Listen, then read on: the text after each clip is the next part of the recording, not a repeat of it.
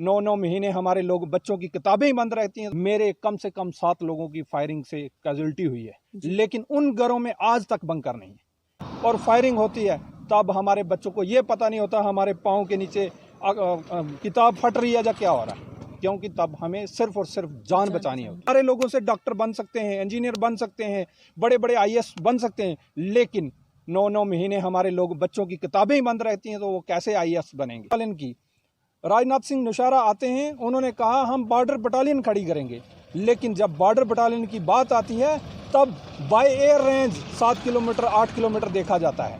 तब हमारे बॉर्डर के बच्चे जो वहीं के वहीं वंचित रह जाते हैं, क्योंकि हमारे ALC के लिए हमें ALC जब सर्टिफिकेट अप्लाई करना होता है तब हमें बताया जाता है कि आपकी जो सालाना इनकम है वो 8 लाख से नीचे होनी चाहिए। कैसा बद्दा मजाक है, जो 8 लाख कमा रहा 10 लाख कमा रहा अपनी मेहनत से कमा रहा है, लेकिन रह तो इस सरहद बॉर्डर इलाके पे आओ तो याद आता है राजनाथ सिंह जी का बयान कि भैया बॉर्डर की बटालियन खड़ी कर देंगे, और वो इसलिए करेंगे कि लोगों को बाहर आने की जरूरत नहीं है, आप अपने घरों पर रहिए, सुरक्षा भी कीजिए और नौकरी भी पाइए।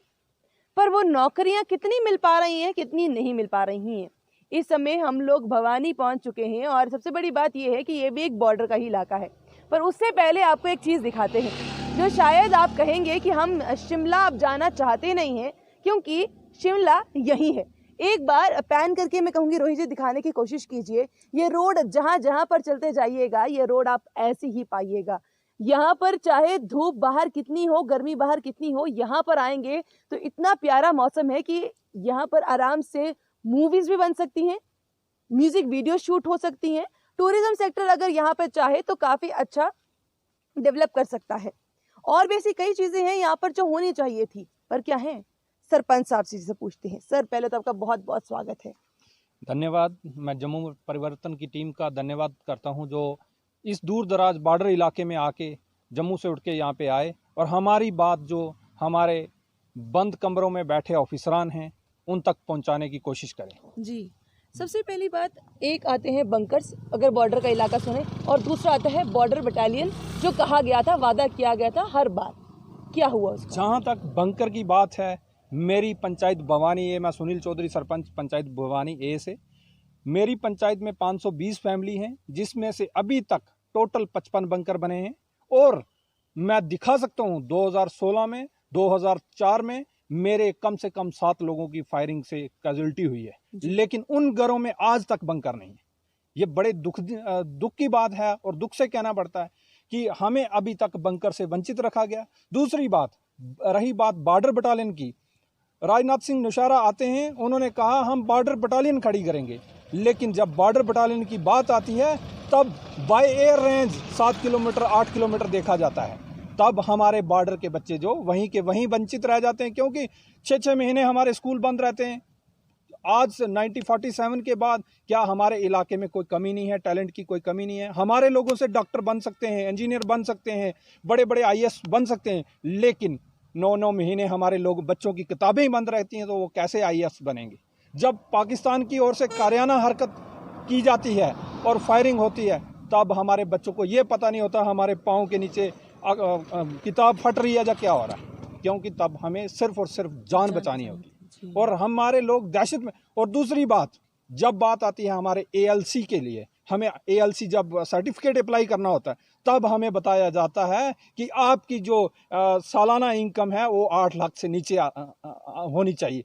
कैसा बद्दा मजाक है, जो 8 लाख कमा रहा 10 लाख कमा रहा अपनी मेहनत से कमा रहा है, लेकिन रह तो इस सरहद पे रहा है। जी, हम आगे हमारी फौज खड़ी है, पीछे हम फौज के साथ शाना बिशाना खड़े हैं, लेकिन ये पाबंदियां हमारे बॉर्डर के लोगों के लिए, ये सरासर हमारे साथ एक खिलवाड़ किया जा रहा, बद्दा मजाक किया जा रहा है।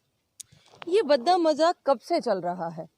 देखिए, ये 1947 के बाद आज तक, चाहे कोई भी केंद्र की सरकार, केंद्र में कोई भी हो, प्रदेश में कोई भी सरकार हो, इन लोगों ने वेस्टर्न नौशहरा के साथ हमेशा हमेशा धोखाधड़ी की है।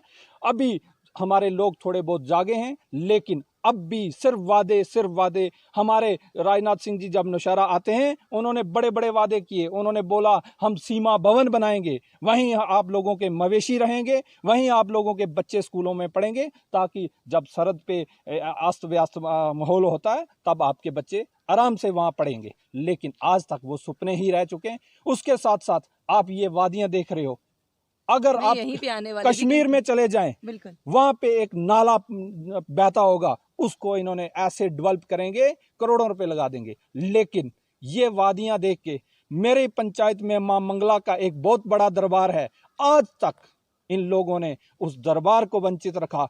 टूरिज्म विलेज अनाउंस किए गए, डिस्ट्रिक्ट राजौरी के अंदर 7 विलेज टूरिज्म विलेज बनाए गए, लेकिन उसमें नाम मेरा भी था, मेरे भवानी पंचायत का, लेकिन उसको काट दिया गया। ना जाने किन कारणों से वो नाम कटा। चाहे आप चले जाएं जंगड़ में, यहाँ बाबा बीरम शाह जी का दरबार है, जहाँ पे दिल्ली, राजस्थान, हरियाणा से लोग आते हैं, लेकिन वहाँ पे भी कोई सुविधा उस हद की सुविधा नहीं है। यहाँ पे भवानी बी में शालक पीर बाबा का एक मज़ार है, वहाँ पे बड़े दूर दूर से लोग आते हैं, लेकिन एक बॉर्डर पे, एक कोने पे, हिंदुस्तान के एक कोने पे, ये तीनों हमारी जितने तीनों कौमों के जो हमारे धार्मिक स्थल हैं, ये उस परमात्मा का ये पैगाम है, हिंदू मुस्लिम सिख इकट्ठे रहो। और लेकिन हमारी सरकारों को ये चीज़ समझ नहीं आती। जी, यहाँ पे जिस तरह से मैंने पहले कहा कि म्यूज़िक वीडियो शूट हो सकती हैं, अच्छे से यहाँ पे मूवीज़ बनाई जा सकती हैं, क्योंकि ऐसे कई नज़ारे जो हैं उस समय भी लिए गए अलग-अलग मूवीज़ में, जब वो बॉर्डर का इलाका दिखाते हैं, और ये तो बॉर्डर का इलाका एक्चुअली है। तो कितना अच्छी मूवीज़ यहाँ पे बन सकती हैं, पर फिर भी इतना नज़रअंदाज क्यों? मैम, आप ये रोड ही देख सकते हैं, ये रोड 1962 में बनी थी जी। आज ये हादसों का इतना बड़ा कारण बन चुका है, क्योंकि इतना फ्लो है इस रोड पे। चाहे वो जो भक्त हैं, जिनकी आस्था से जुड़ी है, उन लोगों ने आना ही आना है यहाँ पे, चाहे मंगला माता में, चाहे बाबा बीरम शाह, चाहे शालक पीर बाबा। और ये सिंगल रोड है, इसकी 2011 में NOC हो गया, सब कुछ हो गया, लेकिन आज तक इस रोड को वाइडनिंग नहीं किया जा रहा, इसका चौड़ीकरण नहीं हो रहा, जिस कारण आए दिन हमारे हर तीसरे दिन किसी ना किसी हादसे के लोग शिकार होते हैं और कई अपनी जान से हाथ धो बैठते हैं। जी, अब बंकर्स का मैं आखिरी सवाल आपसे पूछ के आपको विदा करूंगी कि बंकर्स क्या लगता है कि बनेंगे या नहीं बनेंगे, या सिर्फ वादे दावे ही होंगे? देखिए, जैसे मेरी पंचायत की बात करूं, मैंने सारी लिस्टें सबमिट की हैं, लेकिन वहाँ से भी अगर आप देखिए, एक कतार में अगर कोई किसी सरपंच या कोई भी हमारा पंच एक कतार में वो दे रहा है, लिस्ट दे रहा, वहाँ से पिक एंड चूज होता है। तो ये तो सामने बंकर्स पिक एंड चूज पे हो रहे हैं, और ये सामने बंकर्स की तो जो नीड है वो सबको है, वो सबको तो ये इसमें हो ही नहीं सकता कि तेरे को चाहिए, तेरे को नहीं चाहिए। पूछना चाहता हूँ, अगर कोई ऑफिसरान इस चीज से वाकिफ नहीं है, मैं उनको यहाँ मौके पे कहना चाहता हूँ, मौके पे आए और हालात देखें, क्या हो रहा, हो क्या रहा, ऑन ग्राउंड क्या हो रहा है। और जो 45 बंकर हैं, क्या वो सही हालत में है? जो ब्लॉक के हमने बंकर बनवाए हैं, वो हमने पास खड़े होके बनवाए हैं और लोगों को कहा, लेकिन PWD के बंकर वो हमारे हाथ में ही कुछ नहीं है। वो लोग सीधे आंखें दिखा के चले जाते हैं, क्योंकि हमारे से ना उन्होंने कोई NOC लेनी है, ना किसी घर वाले से आना बनाना, अपनी मर्जी से चले जाना। जो बने हैं उनकी पेमेंट नहीं हुई। एक और वाक्य बताऊं, यहाँ पे हमारा 2016 में एक भवानी बी में स्कूल है, हाई स्कूल शेर है, जहाँ पे 45 से 50 बच्चे ट्रैप हो चुके फायरिंग के कारण।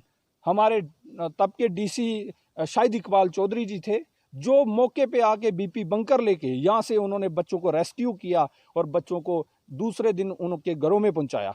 उन्होंने तत्काल हमारे लोगों के लिए 100 बंकर के लिए कहा, और लोगों ने वो बंकर बनाए भी, लेकिन आज तक उन लोगों को वो पेमेंट नहीं मिली। आज कम से कम 4-5 साल हो गए।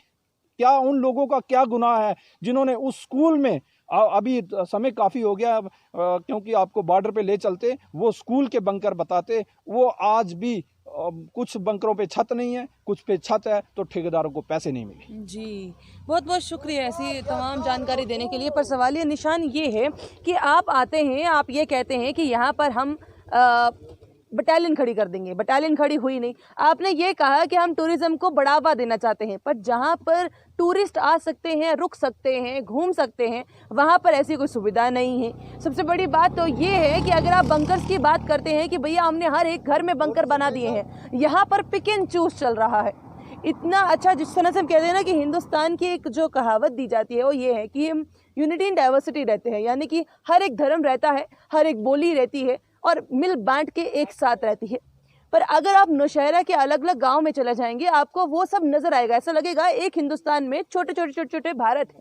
पर अगर ऐसी हालत है, पर फिर भी अगर आप लोग उस चीज को तवज्जो नहीं दे पाए, तो सोचिए फिर ऐसी चीजों का होने का फायदा ही क्या है। लोग तो आएंगे, लोग आ रहे हैं, ऐसी रोड्स पर लोग चल रहे हैं, पर हमारी डेवलपमेंट कहाँ है? मेन सवाल तो यही है ना। अलग अलग विभाग अलग अलग तरीके से कुछ भी डेवलप यहाँ पर कर पाए हैं, ऐसा जमीनी सतह पर नजर नहीं आता। आपको क्या लगा? यहाँ पर हम जो लगातार आपको वीडियोस दिखाने की कोशिश कर रहे हैं, आप कमेंट बॉक्स में कमेंट कर जरूर बताइएगा कि क्या आपको लगता है नौशहरा की यही हालत है या आपके भी जो इलाके हैं अलग अलग उनके भी यही हालत है। नमस्कार। मुझे और मेरे सहयोगी रोहित को दीजिए इजाजत। नमस्कार।